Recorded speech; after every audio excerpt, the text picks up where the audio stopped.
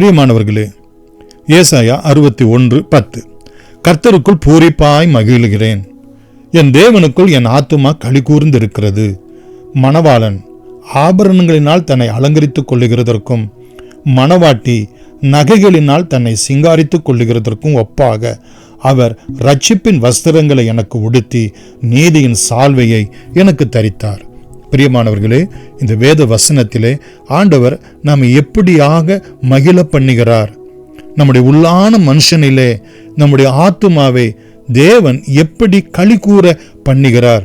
தம்முடைய விலையேறப்பட்ட இரட்சிப்பின் வஸ்திரத்தை கல்வாரி சிலுவையிலே அவருடைய இரத்தத்தினால் நெய்த அவருடைய இரட்சிப்பின் வஸ்திரத்தை, பரிசுத்த வஸ்திரத்தை, அவருடைய நீதியின் சால்வையை நமக்கு அருளுகிறவராய் இருக்கிறார்.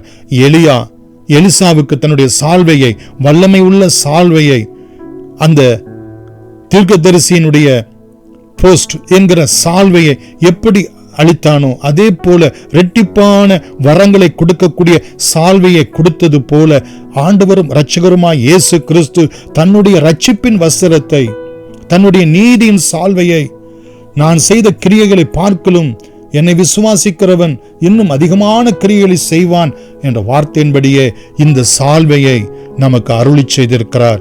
நமக்கு ஒரு மேன்மையை அருளி செய்திருக்கிறார். அந்த இளைய குமாரனுக்கு திரும்ப மேன்மை கொடுக்கப்பட்டது போல நமக்கு ஆண்டவர் தம்முடைய ரட்சிப்பையும் தன்னுடைய நீதியையும் நமக்கு ஒரு ஹானரபிளாக, ஒரு ஸ்டேட்டஸாக, ஒரு அடையாளமாக அவருடைய உடன்படிக்கைக்கும் அவருடைய ராஜ்யத்துக்கும் நாம் பங்காளிகளாக, பாத்திரவான்களாக அநேகரை தேவ சமூகத்தில் கொண்டு வருகிறவர்களாக நிலைநிறுத்த மணவாளனைப் போல, மணவாட்டியைப் போல, அவருடைய அலங்காரத்தைப் போல நம்மை அலங்கரித்து ஆசீர்வதிக்கிறார். God bless you.